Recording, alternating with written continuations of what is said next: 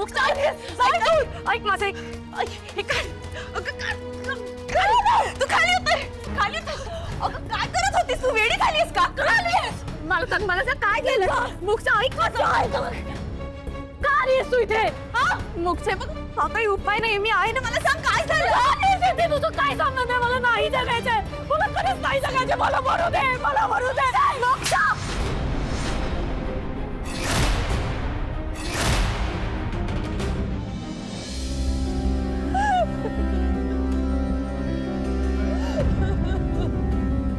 मोक्षा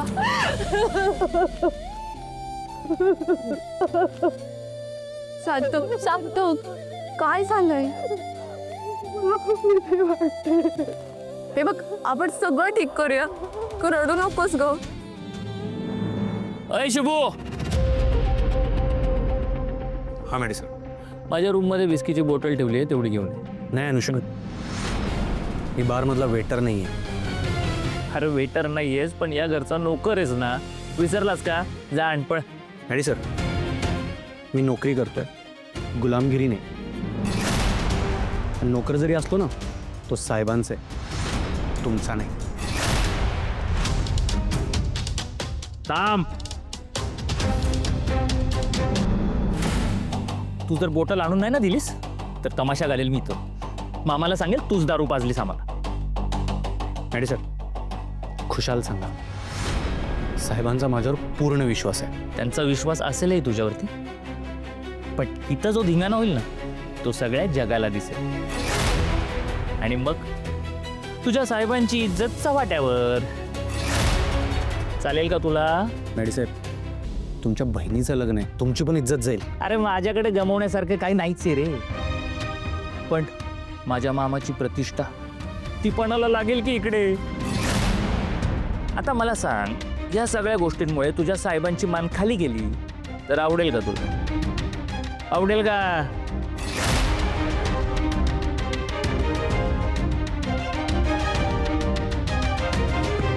आणतो मी, पण तुमच्यासाठी नाही, साहेबांच्या इज्जतीसाठी.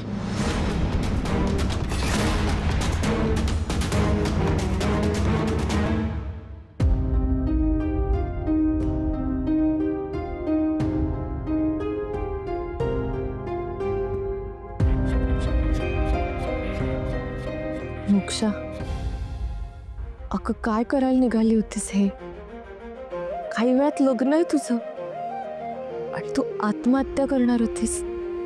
मला सांग, तुला कार्तिकशी लग्न नाही करायचंय का? तसं नाही आहे श्रावणी. मग कसं आहे? मी अशा परिस्थितीत अडकले की मी कुणाला काही सांगू शकत नाही. मला काहीच सुचत नाही. पण सांगितल्याशिवाय कसं कळणार?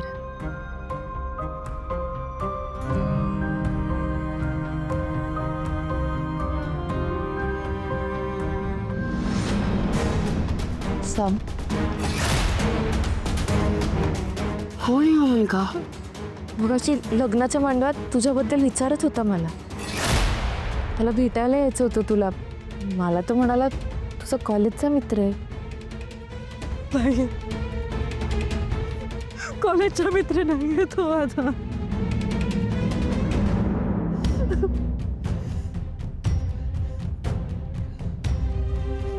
एका वर्षापासून ओळखते मी त्याला. विक्की नाव आहे त्याचं.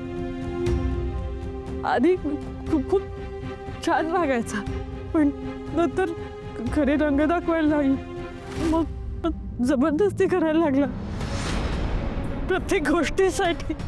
कसली जबरदस्ती? त्याला माझ्याशी लग्न करायचंय, पण त्याला माझ्यात इंटरेस्ट नाहीये. त्याला माझ्या घराच्या पैशात, मामाच्या पॉलिटिकल पोझिशनमध्ये इंटरेस्ट आहे. मीच होतो. त्याने मगाशी मला खूप घाणेरडी ऑफर दिली. एवढी हिंमत झाली त्याची? संतोष, त्याने लग्नात येऊन तमाशा केला तर मी काय तोंड दाखवणार लोकांना? माझी आईची, मामाची इज्जत सगळी धुळीला मिळेल का? त्यापेक्षा ना मी जीव दिलेलाच बरा. का मुक्सा, इथे बघ, इकडे बघ. इकडे बघ, रडू नकोस. तुझ्याकडनं चूक झाली.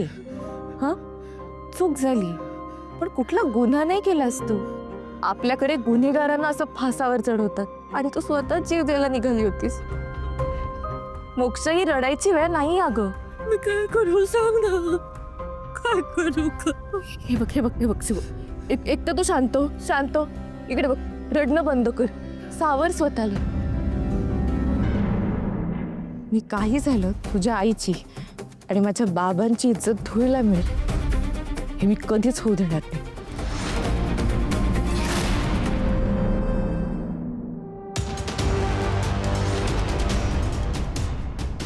शुभधाम,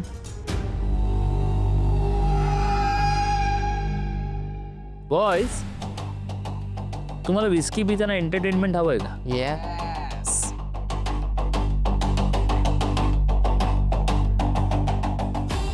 घे पी. मी नाही पित. तशी तुझी लायकी आहे ना नळावरचं पाणी पिण्याचीच आहे रे. पण म्हटलं आज तुला ब्रँडची चव द्यावी. मदन सर, नळावरचंच पाणी पितोय आम्ही, पण तुमच्यासारखे विष पिऊन शरीराची आणि मनाची वाट लावून घेत नाही आम्ही. शुभू, तू पुढचं बोलू नकोस, तू पी. पिचं. Madan sir, soda. घे म्हटलं ना. मदन सर, पी. तुम्हासनी झेपणार नाही मदन सर. मला झेपणार नाही म्हणतोस का? आता तुला दाखवतोस. घे लवकर.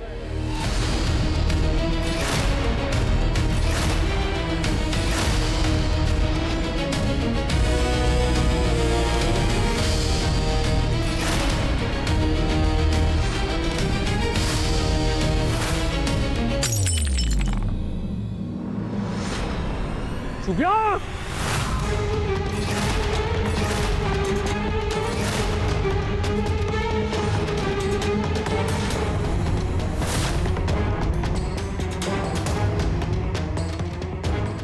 हात सोड. शुभ्या, मदन सर, तुमच्या बहिणीचं लग्न आहे. हा अवतार तुमच्या पाहुण्यांनी बघितला की नाही?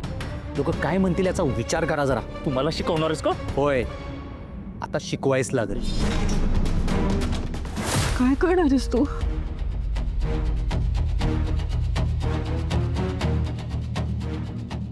तुझी बहीण तुला वचन देते, सगळं ठीक करेल. थोडा तरी विश्वास ठेव तुझ्या बहिणीवर. त्या दिवशी फाईल तुम्हीच लपवलेली आणि आज तुम्ही माझ्यावर घातल्याचा.